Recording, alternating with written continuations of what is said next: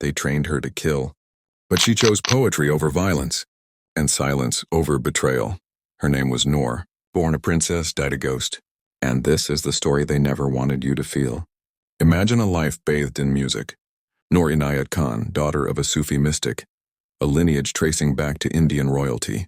Her world was one of delicate melodies, the soft strumming of her harp, whimsical tales penned for children.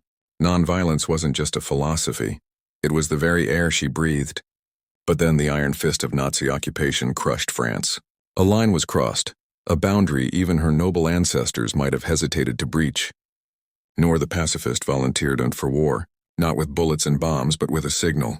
She became the first female wireless operator sent into the heart of enemy territory, alone, unarmed, just a radio strapped to her back, and the chilling whisper of death clinging to every coded transmission.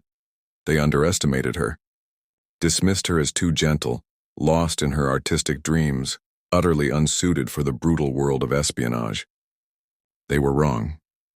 For months, Noor became a phantom in Nazi-occupied Paris. Her nimble fingers danced across the Morse key, weaving a tapestry of coded messages, sabotaging enemy movements, disrupting their iron grip, a silent hand tipping the scales. And in the shadows, she was a lifeline, a whisper of hope rescuing those hunted by the regime. They unleashed their hounds, the brutal machinery of the Gestapo, desperate to silence her signal. But she moved like smoke, a whisper in the wind, slipping through the labyrinthine rooftops of Paris. Escape was within her grasp.